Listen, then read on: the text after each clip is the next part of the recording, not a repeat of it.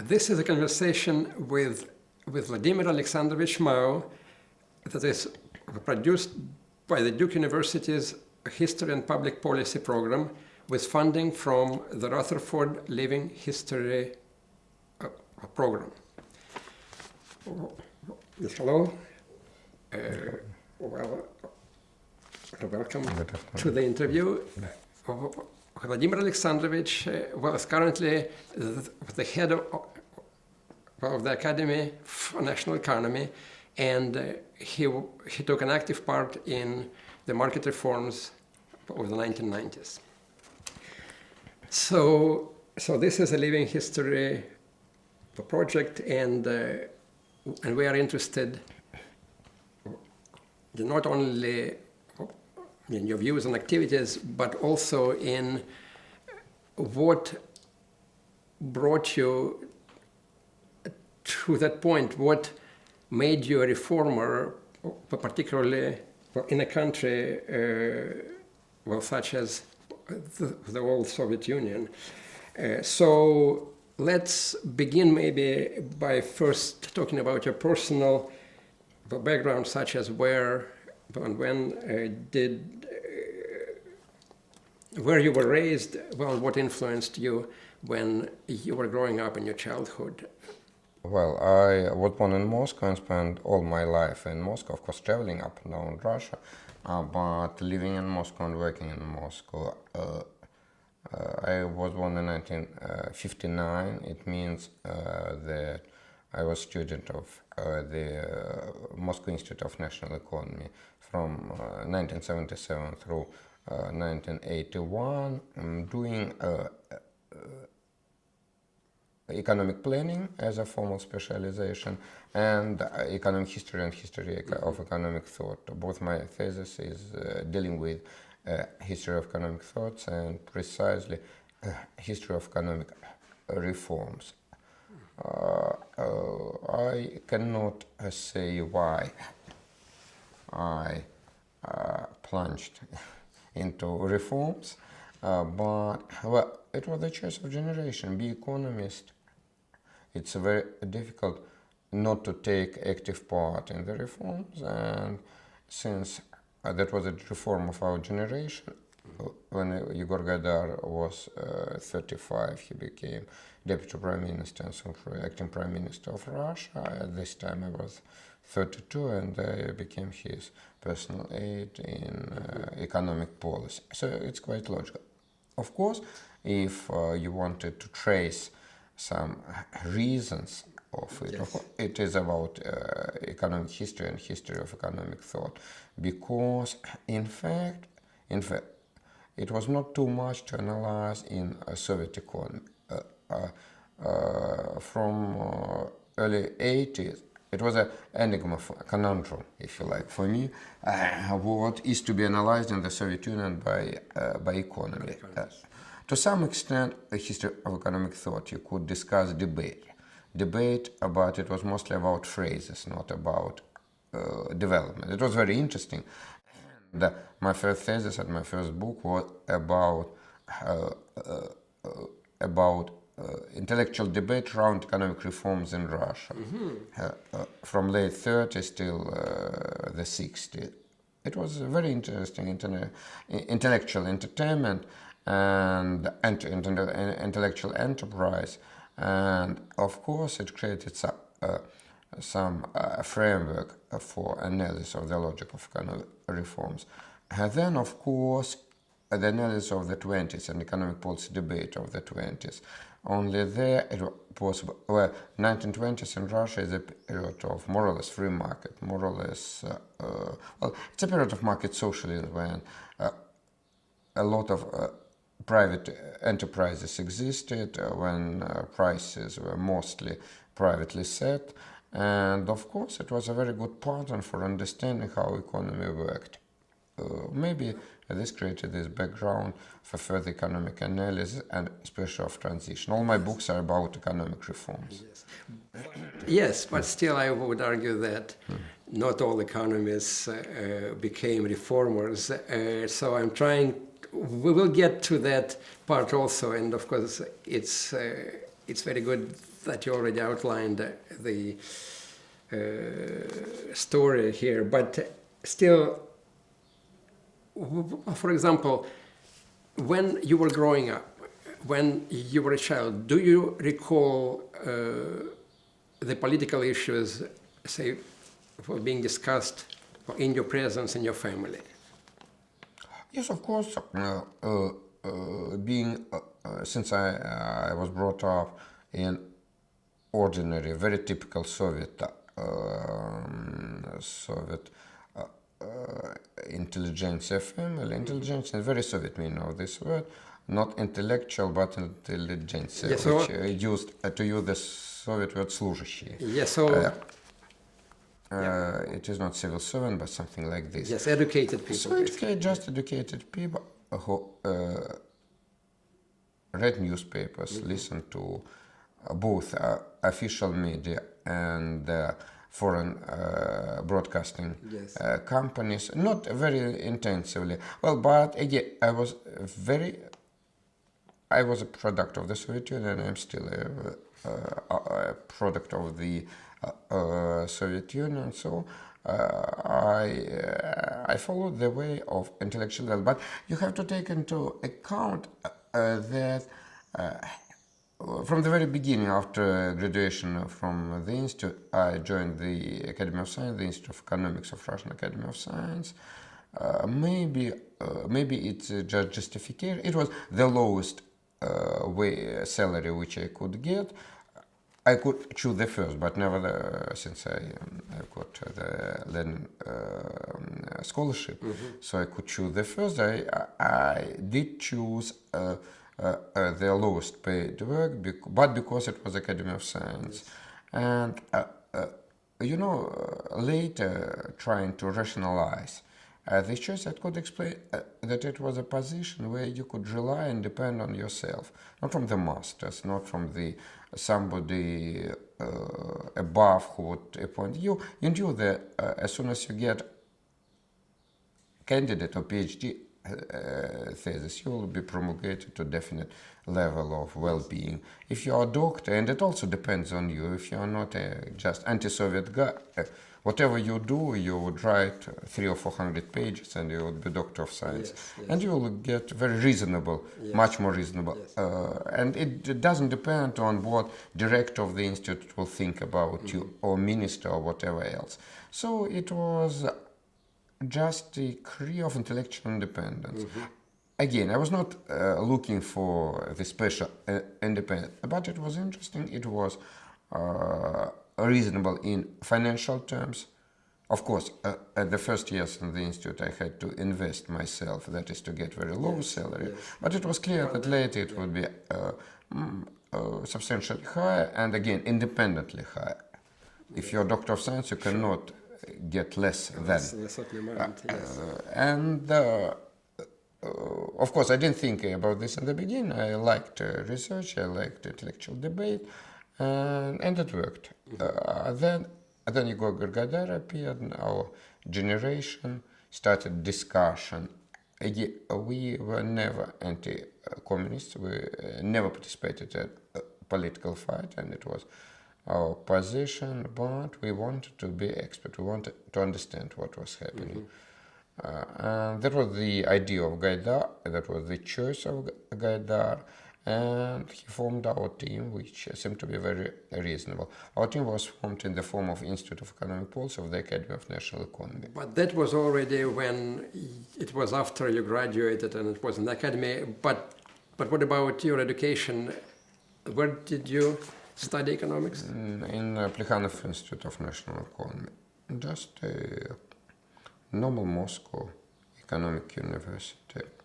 Very famous, not an excellent, but many people from our circles graduated from this institute.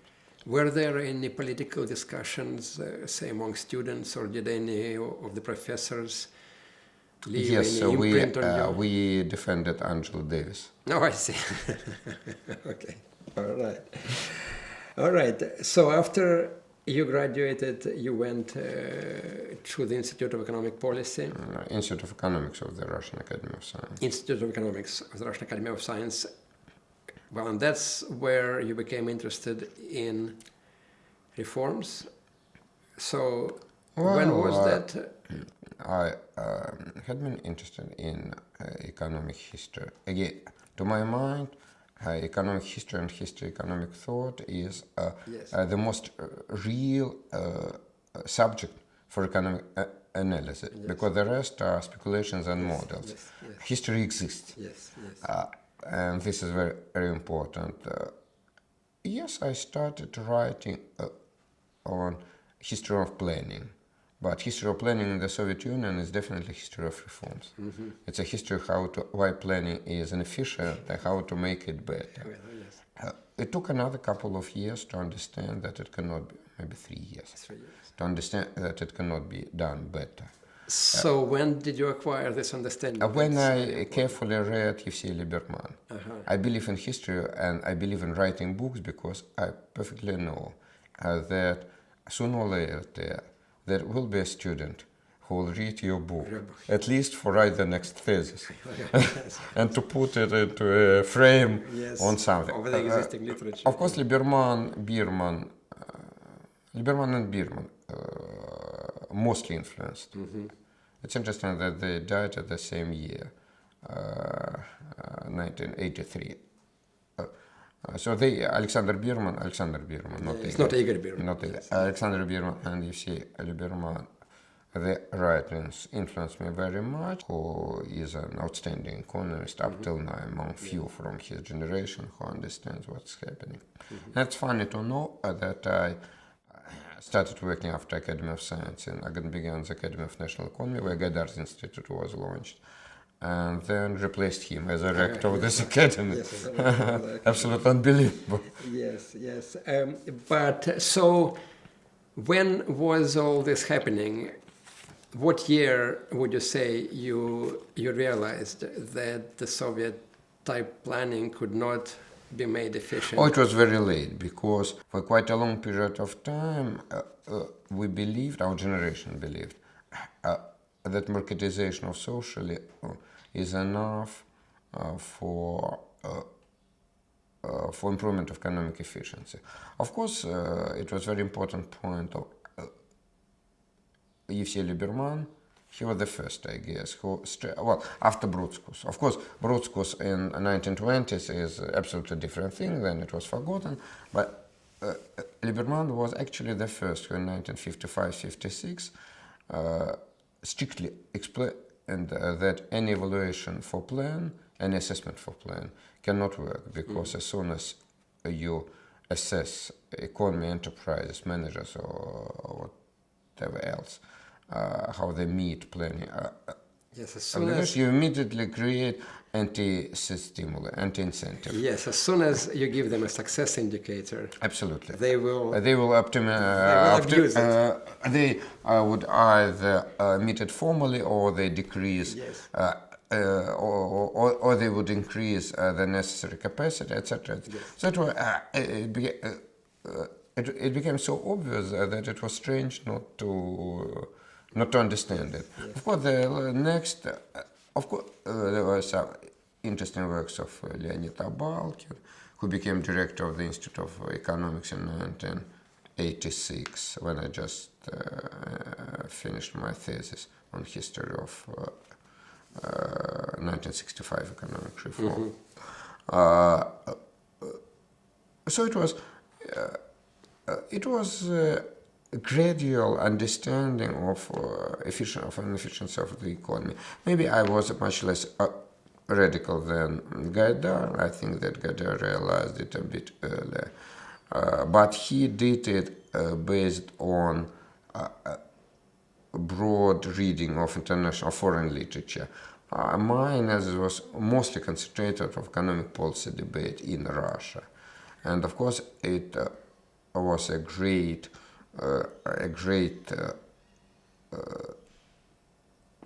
plunge ahead, if I may say, in the economic policy of the 20s, because journals of the 20s provided the extreme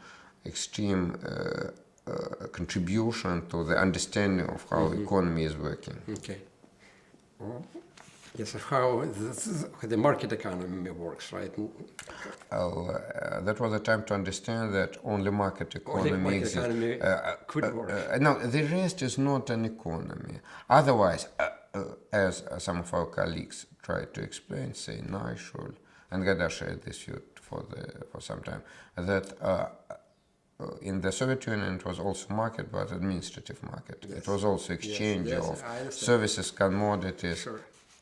So the economy is a market economy. Yes. Otherwise, it is not economy. And it raises the question, being economic historian, of this old Bukharin debate that at the end of capitalism will be the end of political economy.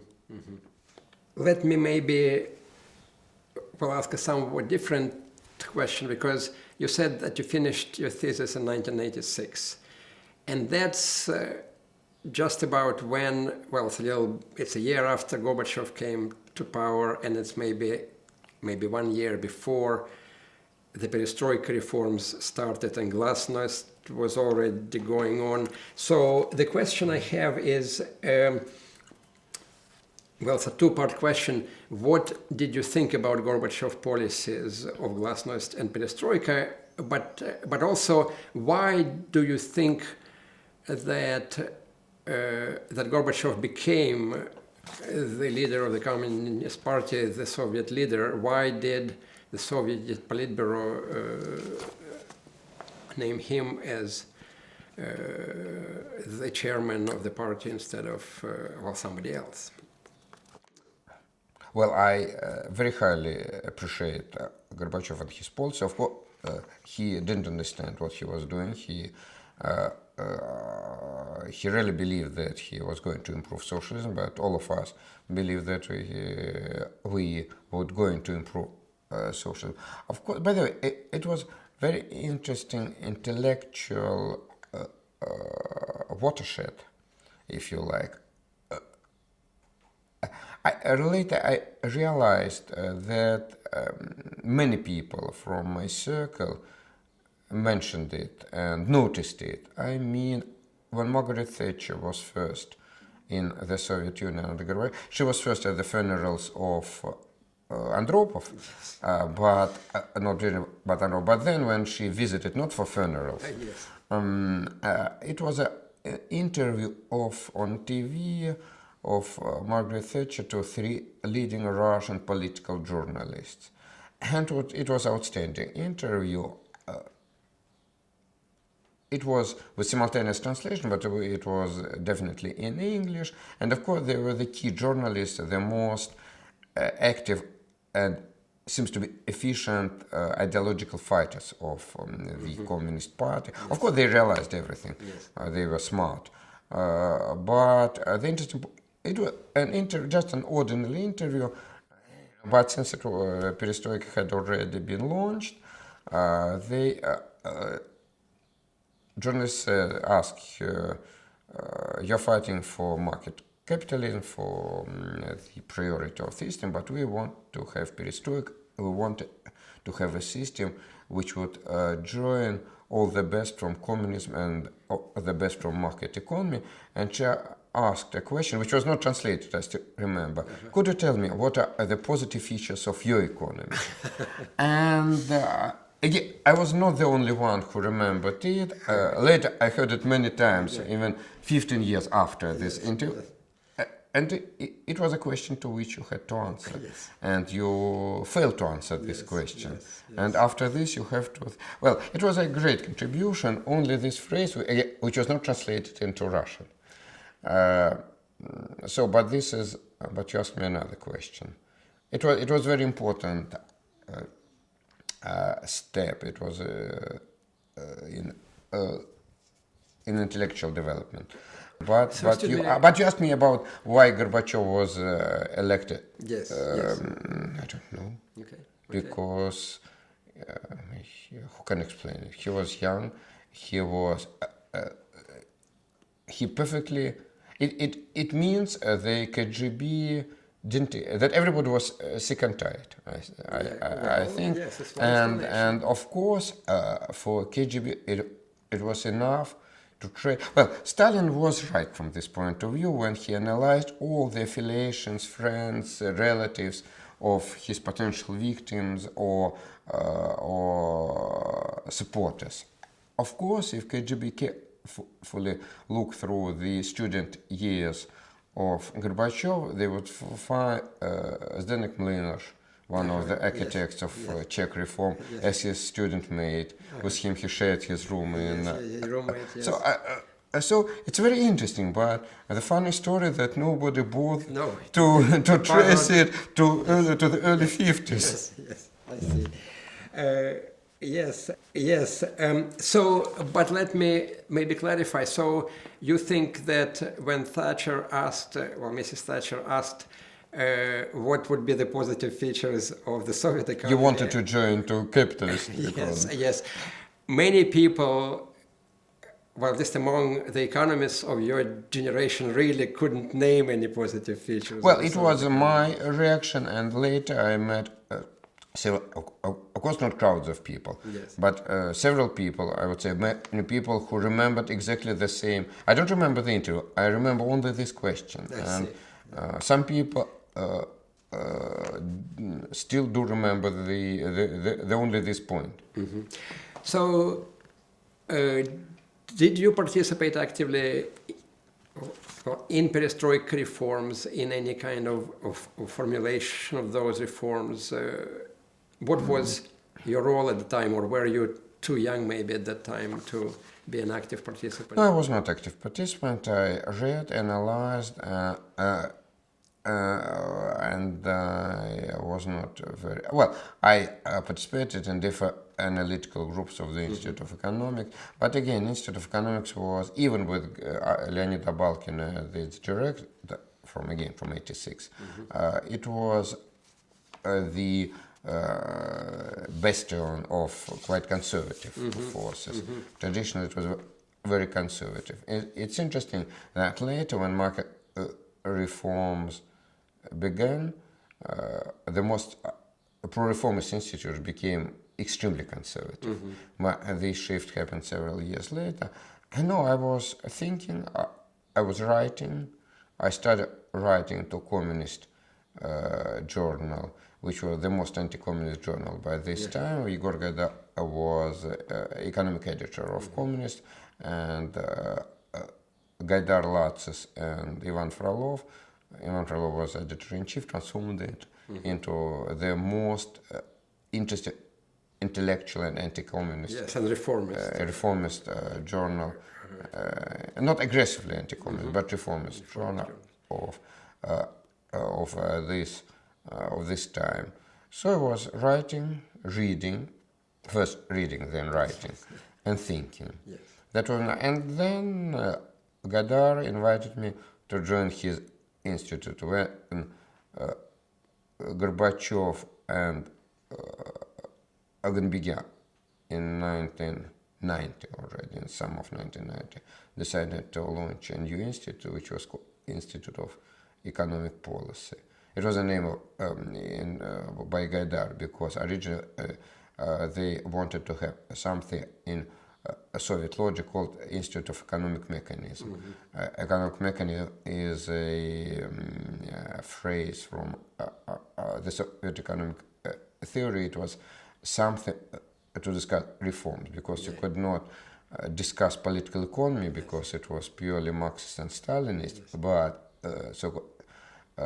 superficial forms which were labeled economic mechanism, it was possible to discuss about economic mechanism. So they wanted to have an Institute of Economic Mechanism, but Gaidar, who was looking forward, he suggested that it would be Institute of Economic Policy. It was a very good name. Unfortunately, for a number of technical reasons, we changed it for Institute for the Economy and Transition in the fall of 1992. Institute of Economic Policy was definitely better. But now, it was a project launched by Gaidar in fall of 1990, and actually most of his government came from this institute. When did you begin to understand that the Soviet system might break apart, and that the Soviet Union might break apart? Up till autumn 91, I didn't believe the Soviet Union will break down. None of us, including Gaidar, as far as I know, shared the view that Soviet Union will be dismantled. About market, the next stage after the question of Margaret Thatcher, it was a question of privatization, because one of the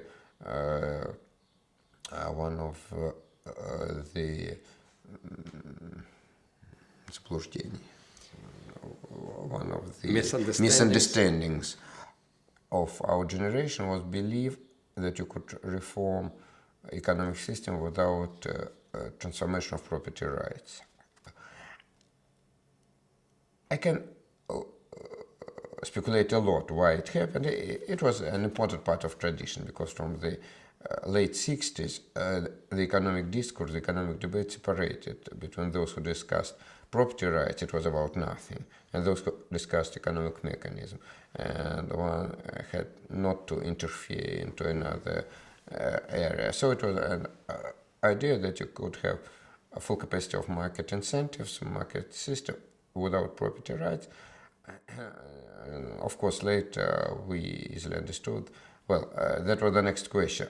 Who will be interested in long-term investment? Who will be interested in development if you have no property rights? Moreover, if you have even only joint stock companies, because in case of joint stock companies, you also doesn't have a subject who is interested in long-term efficiency and long-term investment and development of the economy. So by 1990, it became more and more understandable that the change of property right was inevitable, and it meant the end of the communist system, because you could believe about continuation of the communist system, about reformed communist system, about Czech type of communist system, until you believe that you can make all marketization without property. Yes. As soon as you start speaking about privatization, nothing from the Soviet system exists anymore. Yeah. Okay. So you stop your wonderful journey to understand what are the positive features of Soviet economy.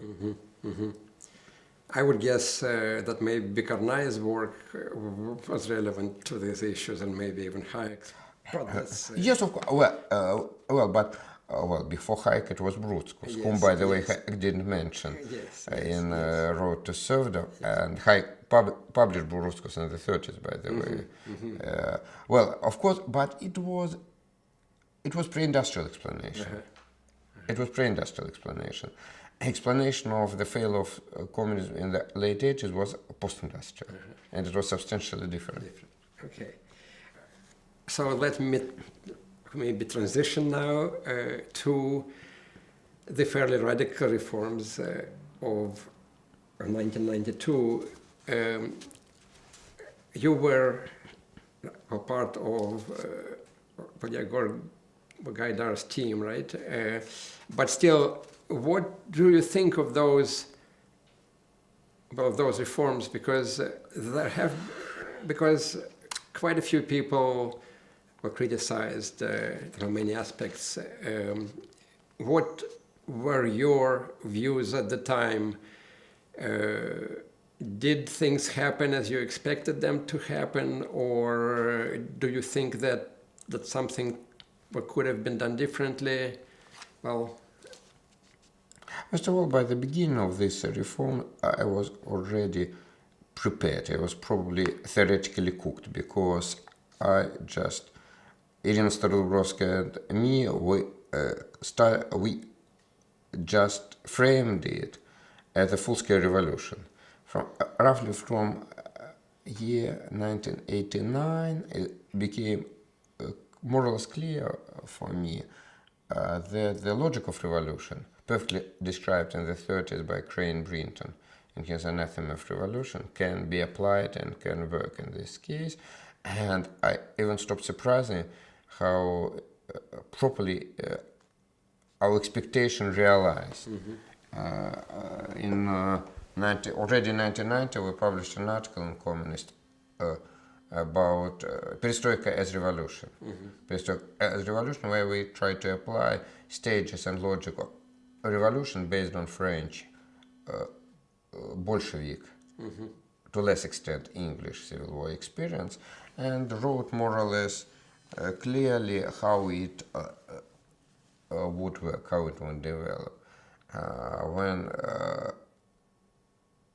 August 1991 coup d'etat happened, and I came to our institute, even a few guys congratulated me with a proper prediction about forthcoming development, because all these elements, all these clashes were more or less clear from the logic of a revolution, and it was absolutely clear that radicalization, or if revolution is not abrupt, radicalization was inevitable. The conflict between the legislature and executives were absolutely clear. It was absolutely clear. When they were united in the summer of 91, the clash was absolutely predictable, only based on logic of revolution development. So it's a window of opportunity. So by this time I already understood what was happening, and maybe I'm among few who would tell you that the real development of event happened much better than I could expect.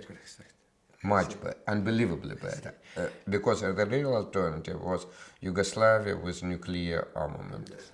Yes. Now, you have already answered part of my follow-up question, I guess, but to what extent do you think, well, politics played a role in the development of reforms in, well, 1992 through, I don't know, through 1996 or 7? It depends what do you mean as politics. You mean economic domination of politics over economic rationality? Yes. To what extent, say, the economic, maybe principles even, or economic recipes had to be sacrificed, or were sacrificed, or were changed due to political development? Yes, of course. Not political, but social and political. You know, when I mention revolution, it's not just a good word, and definitely it's not about violence or bloodshed. A revolution is a systemic transformation of fundamentals of the society when the government is weak or hardly exists. It creates a very special situation when the interest of political and physical surviving dominates over all economic interests.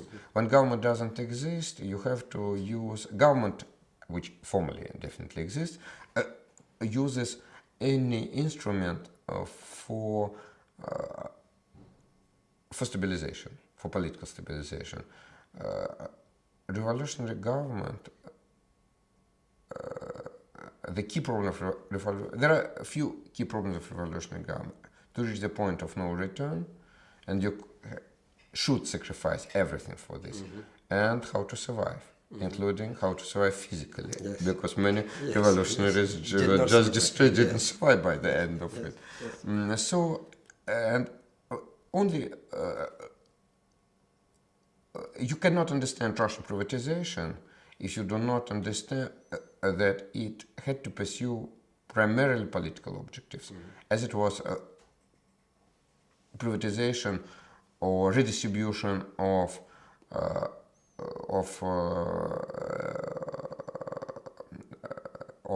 aristocratic lands in France after from 1790, because property rights redistribution is a primarily political argument when government is weak, as well as printing press and inflation. Inflation is a political process which reflects the balance of forces between pro- and anti-inflationary interest groups. this is the history of privatization. Privatization has several objectives, three objectives: political, economic, and fiscal. When you have a triple-digit inflation, you do not need fiscal dimension. Yes. You have printing press.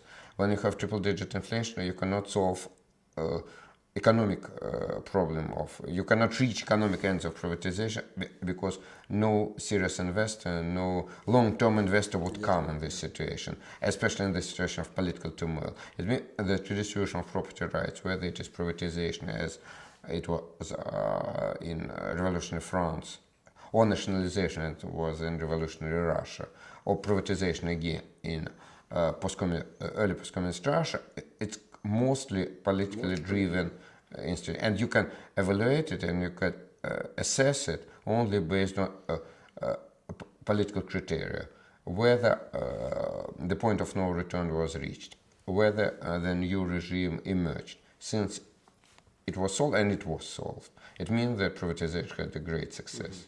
Mm-hmm. Okay, what do you think about economic policies that took place later in late 1990s? Well, it was...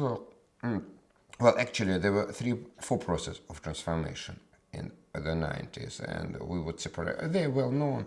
One was the long-term process which still is on, which is still dominating structural problems of Russian economy, is this transition from industrial to modern post-industrial society, the process of modernization, the process similar to what was happening in the 70s through stagflation in the West, and which was delayed in the Soviet Union because of high oil price. High oil prices stimulated structural reforms in the West and stalled them in the Soviet Union. So that was one process. Another process was revolution, as I mentioned, the collapse of the government and change of fundamentals without the government, which never happened either in Central and Eastern Europe or in Central Asia, where government were stable. Then it was a macroeconomic crisis, which is very typical to Latin American problem. In terms of macroeconomic and fiscal stabilization, it was not very different from Argentina, Brazil, and some other countries. Particularly from this point of view, it could be perfectly described by Rudi Dornbusch's analysis of economics of populism. For instance, of course, it took in Russia a much shorter period of time, not 60 years as in Latin American countries, but it can be described in this logic. And so this is the main trends. So the 90s, in terms of macroeconomic policy, it was typical for most countries with budget disequilibrium and unstable monetary system. It was an interesting phenomenon for Russia, which makes it more close to Argentinian case. In Russia, we were able to stabilize monetary system without stabilization of budget system. It's resulted in 1998 crisis in Russia, in 1999 in Argentina, because Argentina did the same. Domingo Cavallo stabilized currency, de facto, but not the budget, and it resulted in this explosion. But again, economically, it was more or less clear. Economically, it was much more simple than what Russia is doing now, because macroeconomic stabilization is not a big. It's politically and socially very painful. It's difficult to implement, but intellectually very simple. Current crisis much more interesting and difficult from intellectual point of view. Okay. During the 1990s, were you within the government, or were you outside the government? I was in the government from fall of 91 through beginning of 94, 93. Then I was again in the government in 93, early 94.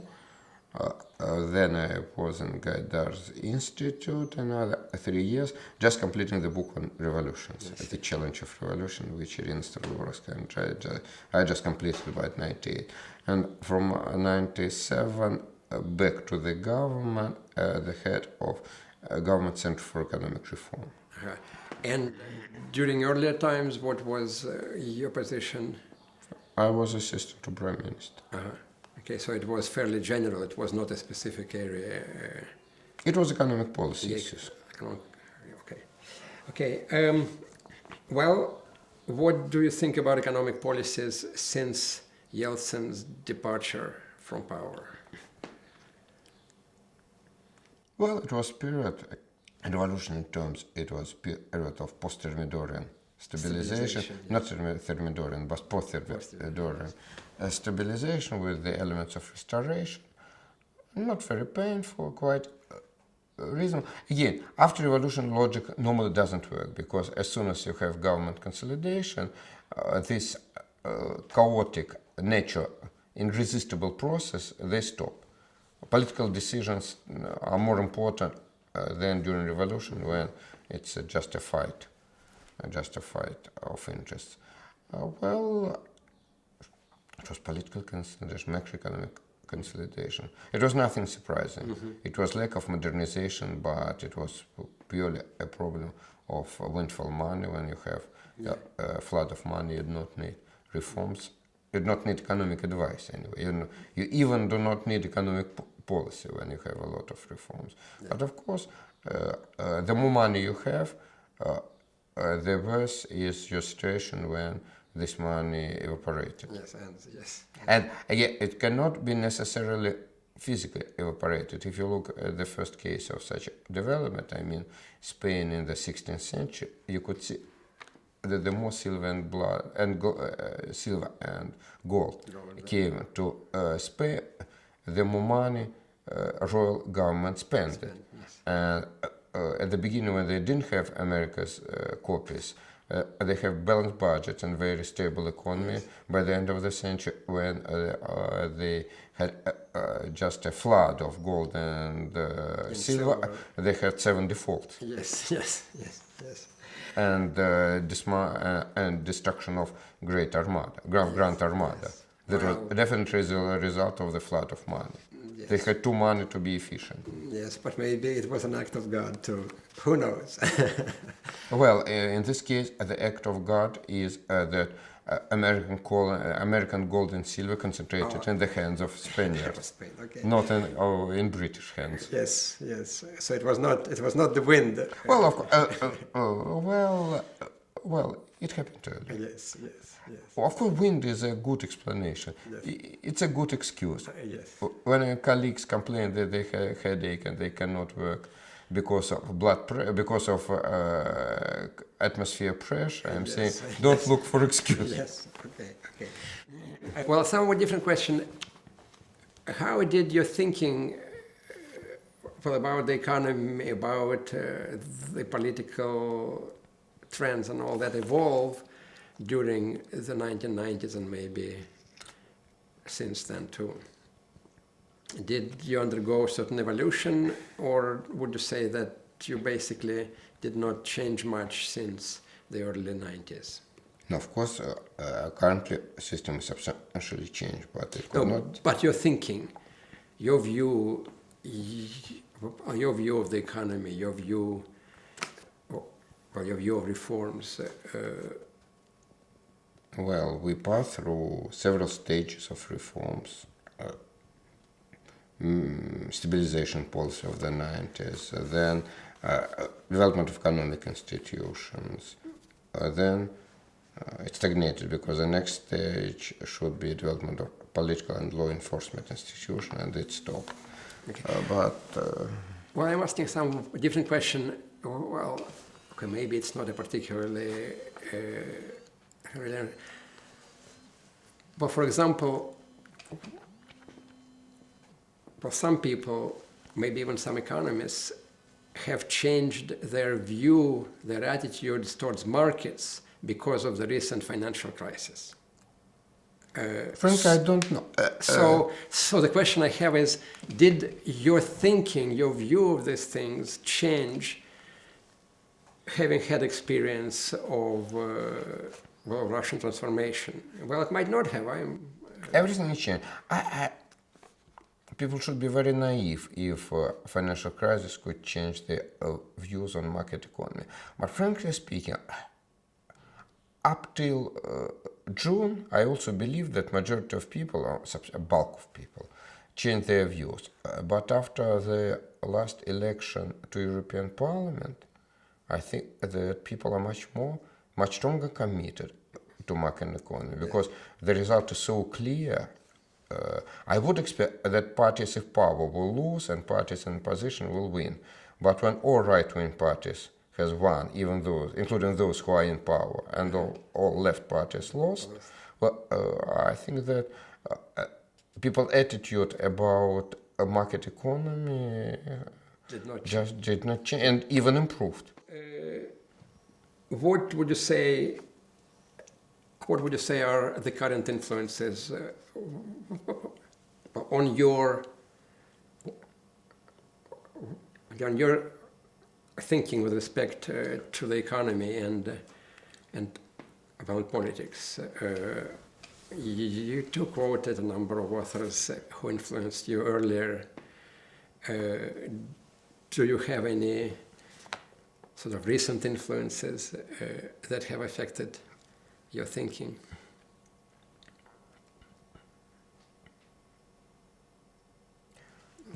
Well, in a fairly profound way. Well, I'm an economic historian. I will respond to you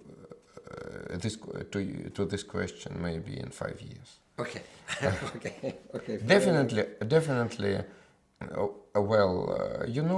You understand the influence when you do not forget. I see. In 5 years, Okay. I mentioned what I didn't forget. Okay. Let me turn back to economic policies and your evaluation of policies. What do you think about the current anti-crisis policies in Russia?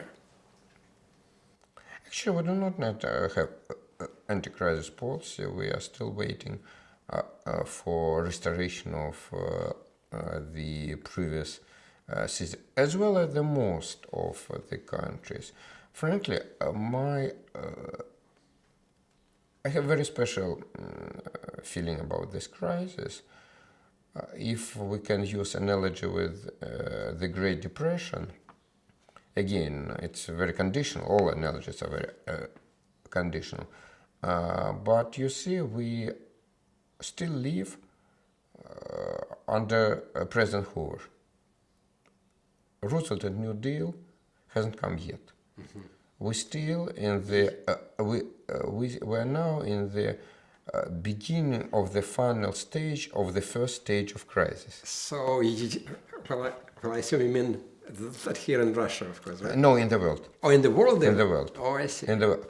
Nothing has changed. Well, this crisis definitely raises a question of substantial changes in economic structure, technological structures, in regulation. All great crises, whether there are 30s or the 70s, are about regulation. We still discuss the problem of forthcoming regulation in terms of the 20th century. Keynesianism or monetarism. Well, as Hoover and Andrew Mellon, they discuss crisis in the terms of previous 50 years, whether it should be maintained gold standard. Yes. They discussed in terms of gold standard and no intervention at all, and tightening budget policy, as well as, say, Richard Nixon discussed crisis of the 70s mostly in Keynesian terms, yes. Whether to fix prices, how to regulate prices, how to manage with budget deficit. We still, now the world is discussing the agenda of previous crises. We're still not discussing what is this new type of regulation. It's definitely about new type of regulation, but to believe that we have to come back to pre-Reagan level of regulation is just stupid. Yes. It's about another economy. It's about industrial dinosaurs. American discussion about how to amend 6 existing regulators by creating the 7th one, which would solve the problem which other 6 cannot solve, it's about previous war. Yes, yes, it's And fighting the that's last why war. I think that intellectually we are still not ready to understand the problems we are facing with. That's why I'm saying that crisis of communist and post-communist development was very painful. But now I understand that it was not intellectually great enterprise. Intellectually, it was more or less clear. You could discuss details, say economic stabilization, should it be nominal and or not, should privatization be through vouchers or not. But intellectually, it was, again, rather simple. This crisis needs a complete, it means strongest intellectual challenge to everybody, to politicians, to economy, the current crisis. And we still even do not understand the questions. Do you have any favorite reforms that you think should be undertaken now, particularly in Russia? Well, in Russia it's more simple. Russia needs modernization, and modernization in Russia would never happen unless oil and gas play an important role. Unfortunately, we have to wait when, for economic reasons, oil and gas would become a waste of money, waste of resources. Unfortunately, I don't know any case of successful modernization with a resource-rich economy. Mm-hmm. Particularly when it is not fish or land, but when it is hydrocarbonicons. Yes. Okay, well, yeah. Well, it's a bad news. The good news is that from the beginning of modern economic growth, Russia lagged from the developed European country for 50 years, and this gap doesn't increase. It doesn't decrease, but it also doesn't decrease. Comparing with China, which was on the level of Britain 300 years ago, yes, completely get back, yes, and now is catching up. Yes. So Russia, 50 years gap, seems to be the path stable. Of stable and it's a very Marxist approach. Yes. If you want to understand Russia in 50 years, look at current France, you will see a lot of similar things. Okay, okay. All right. Well, if you have anything else to add, well, something that you might think is relevant to the kinds of questions I was asking, but that I didn't ask, and you may want to add, please feel free to do it now. Well, maybe I wanted to stress that Russian development has some logic. It's not chaotic. It was not chaotic development, still not chaotic development. And to analyze, to understand better Russian development better, you have to put it into the discourse and the logic of development of Western world. Definitely not Asian world. Of course, mutatis mutandis. Understanding there are some special features in the development, but basically relying on the view that Russia passes the way of Germany and France with the 50 years gap. 50 years gap, yeah. Well, what about the United States? Well, a bit longer. A bit longer. A bit longer, plus some special features of history. Yeah. Normally I'm very negative about explanation of something in economic development by history, culture, or religion, but one important point is to be taken into account, speak about Russian economic performance, is that Russians are basically very individualistic, very anti-etatist, comparing to the United States. Americans trust its government, Russians never. That's why, for instance, if you discuss, say, the taxes which would be more natural for Russia. It should be flat and simple. Russia didn't have the experience of democracy of taxpayers. That's why Russia never negotiates with the government, Russian people, to pay more taxes and get more services, or less taxes, less services. Russian tax system have a roots in Mongolia and Yok, where the only service was not to intervene into my life during next year. Yes. So the tax should be simple and enough for Tatar Khan not to come back during a year, and not more, because the only service it's not a tax, it's a tribute. The only service from the government is laissez-faire. Okay, so thank you very much for the interview and for giving us your time. Thank you very much. It's a pleasure to have this conversation.